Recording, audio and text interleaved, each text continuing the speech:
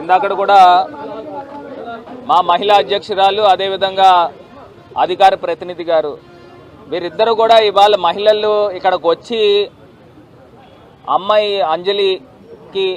అంజలి కుటుంబ సభ్యులకి ధైర్యం చెప్పడానికి ఇక్కడికి రావడం జరిగింది. నేను ఒక్క మాట అయితే క్లియర్గా చెప్తున్నానండి, ఇక్కడ రాజకీయాలు చేయడానికి ఎవ్వరు రాలా. ఒకటే అంశం చెప్తున్నాం, ఇవాళ ఒక మహిళకి అంజలికి ఎంత అన్యాయం జరిగితే ముఖ్యమంత్రి గారు స్పందించారా, డిప్యూటీ సీఎం గారు స్పందించారా, హోంమంత్రి గారు స్పందించారా, కనీసం ట్వీట్ అయినా చేశారా?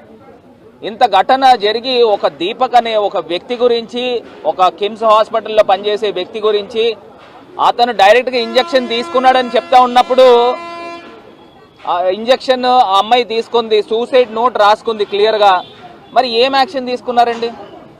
దానిపైన ఇంకా పూర్తి స్థాయి సమగ్రమైన విచారణ జరగాలి. Point number 1. రెండో అంశంకి వచ్చేసరికి ఇవాళ క్లియర్గా నేను ఒకటే అంశం చెప్తున్నా, మెరుగైన డాక్టర్స్ని తీసుకురండి, తీసుకొచ్చి అమ్మాయి హెల్త్ కండిషన్ చెప్పండి. గవర్నమెంట్ మీరు తీసుకుని వచ్చి ఒక టీమ్ ఆఫ్ డాక్టర్స్ని వేసినా ఇక్కడున్న డాక్టర్స్ ఇక్కడున్న మేనేజ్మెంట్ ఏం చెప్తారో అదే చెప్తారు. ఒక ఎక్స్పర్ట్ని హైదరాబాద్ నుంచి కానీ బాంబే నుంచి కానీ తీసుకుని వచ్చి అమ్మాయి హెల్త్ పొజిషన్ ఏంటనేది చెప్పండి, చెప్పి ఒక క్లారిటీ ఇవ్వండి. రెండో అంశము సీసీ ఫుటేజెస్ని బయటికి ఇవ్వండి, అసలు ఏం జరిగిందో సమగ్రమైన విచారణ జరపాలి. ఇప్పుడే శ్యామ్లా గారు చెప్పినట్టు కూడా ఇంజెక్షన్ ఆమె తీసుకుందా లేకపోతే ఎవరైనా ఆ వైల్ ఇచ్చారా, దానిపైన కూడా అనుమానాలు ఉన్నాయి. మూడో అంశం వచ్చేసరికి నేను క్లియర్గా చెప్తా ఉన్నా, ఈ దీపక్కి పిల్లనిచ్చిన మామ తెలుగుదేశం పార్టీలో క్రియాశీలకమైన వ్యక్తి, క్రియాశీలకమైన సభ్యుడు. తెలుగుదేశం పార్టీ సస్పెండ్ చేశారా లేదా అని అడుగుతా ఉన్నాం. అంటే మీరు మీ పార్టీ వ్యక్తులను వెనకేసుకుని వస్తున్నారా అని అడుగుతా ఉన్నా.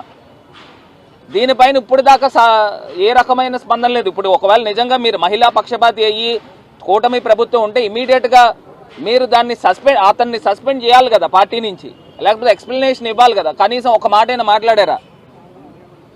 ఈ వన్నాట్లపైన ప్రజలకి మీరు ఏమి న్యాయం చేస్తారనేది ఎవరికి అర్థం కావట్లా.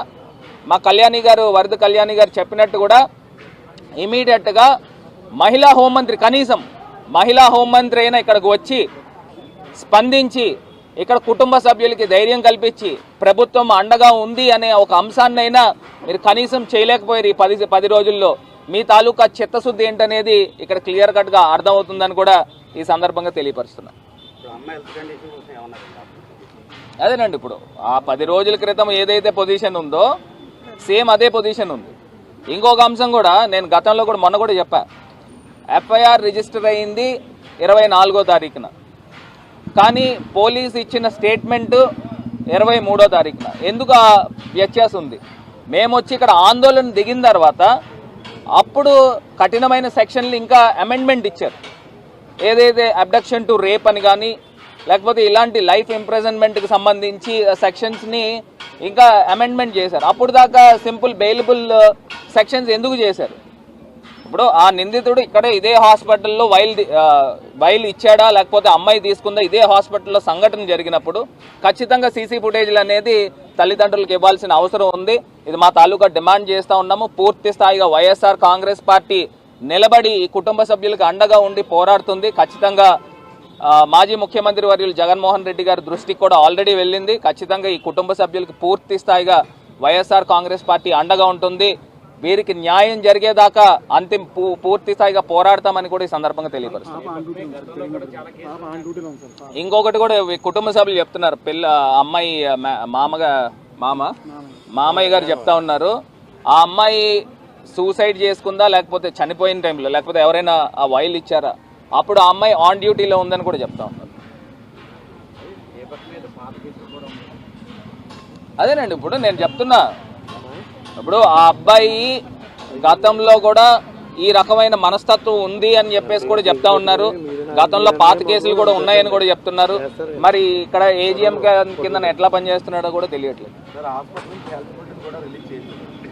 అదేనండి, ఇప్పుడు కలెక్టర్ గారి దగ్గరికి మొన్న తల్లిదండ్రులు ఇద్దరిని తీసుకుని వెళ్ళాను. కలెక్టర్ గారు కూడా హామీ ఇచ్చారు, ప్రతిరోజు కూడా హెల్త్ బులెటిన్ ఇస్తామని చెప్తున్నారు. ఖచ్చితంగా ఇప్పుడు అయితే మేము కనుక్కున్నది ఏంటంటే పొజిషన్ ఆ రోజు ఏదైతే ఉందో సేమ్ అదే పొజిషన్ ఉంది. కొంత హార్ట్ ఇంకా మెరుగుగా పనిచేస్తుందని చెప్తా ఉన్నారు. కానీ దాన్ని నివేదిక ఆథరైజ్డ్ సిగ్నేచర్తో తీసుకుంటాము. ప్రతిరోజు కూడా హెల్త్ బులెటిన్ అనేది తీసుకోవడం జరుగుతుంది.